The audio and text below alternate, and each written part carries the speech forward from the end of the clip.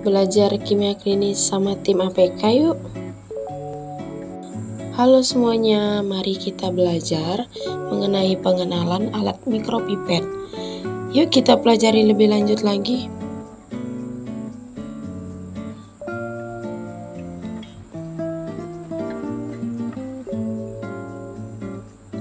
Tahukah kamu tentang alat ini? Alat ini adalah mikropipet yang akan kita dalami lebih lanjut lagi.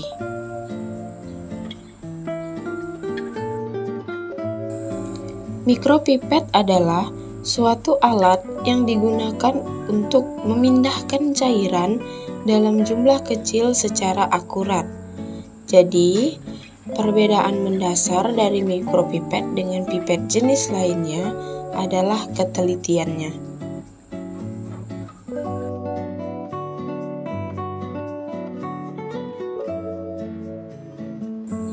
Pada pembahasan kali ini, kita akan mengenal lebih jauh lagi mengenai mikropipet, meliputi apa saja bagian-bagian alat mikropipet, jenis mikropipet ada berapa ukuran, apa fungsi tip pada mikropipet, dan jenis tip mikropipet ada apa aja sih?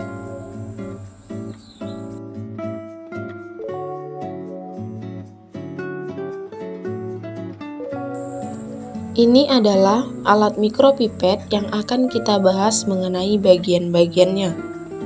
Yang pertama ada plunger button.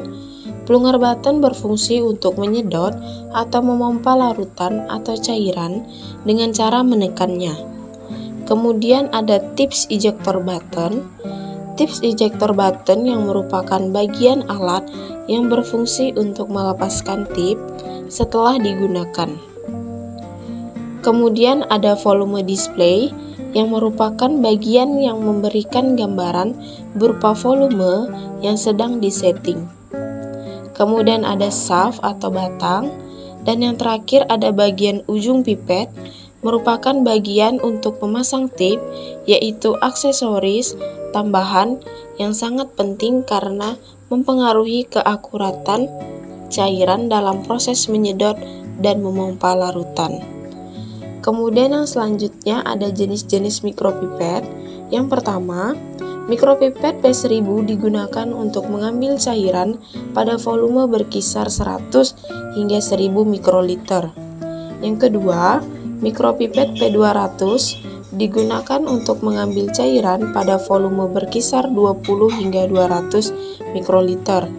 Dan yang ketiga, ada mikropipet P20 digunakan untuk mengambil cairan pada volume berkisar 2 hingga 20 mikroliter. Jenis tip pada mikropipet. Tip adalah alat yang digunakan pada mikropipet ketika proses pipetting akan dimulai. Yang pertama ada putih atau white tip, digunakan untuk mikropipet dengan volume 5 hingga 10 mikroliter dengan ketelitian hingga 0,05 mikroliter. Yang kedua ada kuning atau yellow tip, digunakan untuk mikropipet dengan volume 20 hingga 200 mikroliter dengan ketelitian hingga 0,1 mikroliter. Yang ketiga ada biru atau blue tip, digunakan untuk mikropipet dengan volume maksimal 1000 mikroliter dengan ketelitian hingga 1 mikroliter.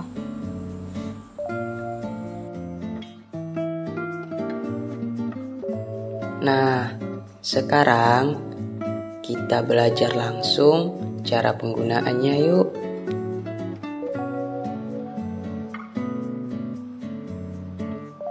Pertama-tama, kita timbang terlebih dahulu wadah kosong menggunakan timbangan analitik. Wadah yang ditimbang yaitu wadah besar dan wadah yang lebih kecil. Kemudian, kita catat hasilnya antara wadah yang besar dan wadah yang lebih kecil. Selanjutnya, disiapkan dua jenis mikropipet dengan volume mikropipet yang berbeda. Pertama, pada mikropipet 100 sampai 1000 mikroliter, kita pasang terlebih dahulu tip pada ujung pipet.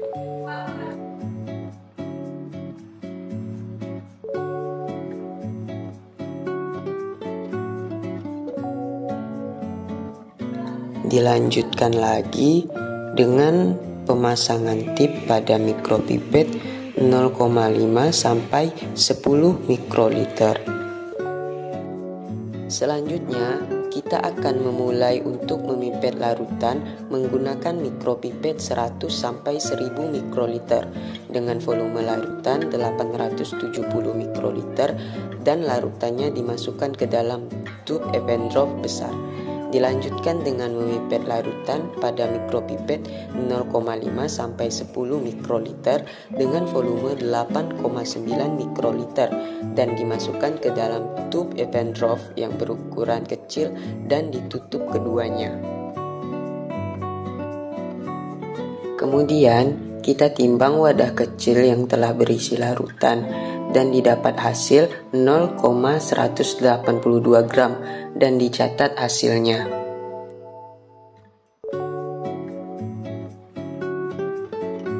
Dilanjutkan dengan menimbang wadah besar yang telah berisi larutan dan didapat hasil 1,846 gram dan dicatat juga hasilnya.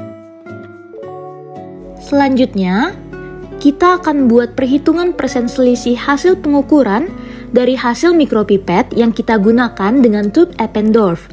Nah, di sini kita akan buktikan apakah jumlah total yang telah kita pipet menggunakan mikropipet memiliki selisih atau tidak dengan total bobot tube Eppendorf kosong ditambah volume yang akan kita pipet.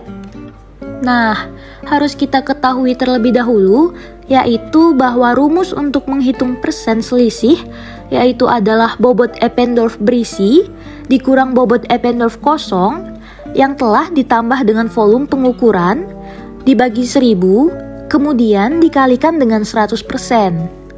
Diketahui bahwa volume pengukuran Eppendorf kecil itu 8,9 mikroliter, kemudian volume pengukuran Eppendorf besar itu 870 mikroliter, dan untuk bobot Eppendorf kecil kosong 0,136 gram, untuk bobot Eppendorf besar kosong 0,911 gram, kemudian bobot Eppendorf kecil berisi 0,182 gram, dan bobot Eppendorf besar berisi 1,846 gram.